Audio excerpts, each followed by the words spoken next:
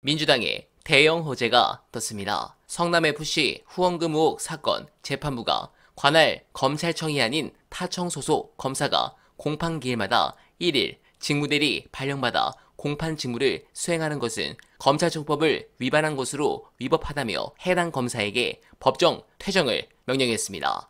해당 검사와 이날 공판에 참여한 나머지 검사 4명은 재판장의 퇴정 명령에 반발해 이 사건 공소사실 입증을 포기하라는 것이다. 즉각 이의신청하고 재판부 기피 신청도 하겠다며 법정에서 모두 퇴정해 공판이 파행했습니다. 네, 해당 건을 제가 중요하게 보는 이유는 재판부의 기류 때문입니다. 예전에는 검찰의 요구를 전부 다 들어준 윤석열 임기 초와 비교해 완전히 변하고 있습니다.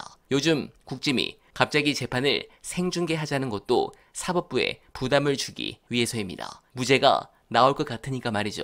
여러분, 한동훈 정말 후한무치하지 않습니까? 지 비번 하나 못 가는 자가 무슨 생중계 드립을 칩니까? 그리고 이재명 대표의 재판은 그 어느 하나 증거조차 없는 명백한 정치 포갑이기에 사실 여론이 굉장히 중요한데 이제 그 뚝도 무너지고 있습니다. 관련해 중요한 영상 보시고 이어가 보겠습니다. 일종의 경선 조작 내지는 경선 방해인 건데, 지난번에 저희가 민주당에서 파악했다고 하는 여론조사의 수법을 이제 소개를 해드린 적이 있습니다. 당원 명부를 빼돌려가지고 당원들을 대상으로 해서 여론조사를 3번을 돌렸는데, 그래서 이제 한 3만여 명 정도의 표집군을 확보를 했다. 그런데 그거를 엑셀 시트에다가 넣어가지고 이 사람은 어떤 성향이다, 이거를 만 몇 명 정도를 쫙 정리를 했다는 거잖아요. 저걸 도대체 어디다 쓰나?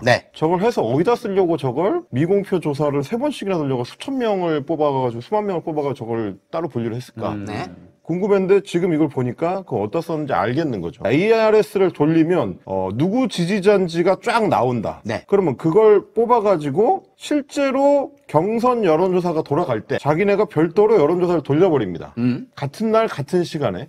그리고 그게 주로 파악이 끝난 상대편 지지자일 경우에, 상대편 지지자는 오늘 지금 이제 여론조사, 그 경선 여론조사 돌아가는 걸로 생각하고 기다리고 있었는데 여론조사가 오니까 답변을 하죠. 근데 사실 그건 명태균 여론조사인 거죠. 그냥 공갈이에요. 명태균이 언론이랑 끼고 하는지 그냥 비공표라든지 뭐가 됐든지 간에 자기는 여론조사에 응답한 걸로 생각하고 다음에 걸려오는 전화는 안 받습니다. 그러면 어떻게 되느냐? 실제 경선에는 그 지지층이 참여를 못하게 된다. 네, 공감합니다. 이런 상황인데도 뚜껑이는 용산을 코너로 몰 수 있는데도 특감 드림만 칩니다. 지금 문제가 되는 것은 김건희 의혹에 대한 규명인데 특감은 지나간 것은 거론 않고 앞으로는 잘하자는 시기이기 때문입니다.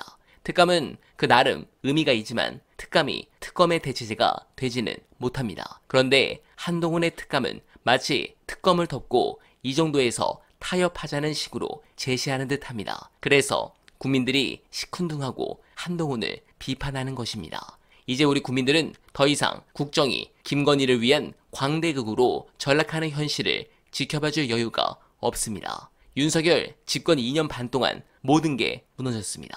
이 심각한 상황을 극단적 선택을 통해 막을 내려야 한다는 민심의 목소리는 더욱 커질 수밖에 없습니다. 아직 고비가 적잖이 남아있지만 하야하거나 탄핵당하거나 운명의 그림자가 점점 짙어지는 형국입니다. 그 시작은 바로 이번 달에 있을 2개의 선고로부터 시작될 것입니다. 만약 둘 다 무죄가 된다면 더 이상 윤석열 정권은 버티기 어려울 겁니다. 제발 상식적 판결이 나오길 간절하게 희망하며 어네바는 오늘도 최선을 다하겠습니다. 여러분 고맙습니다.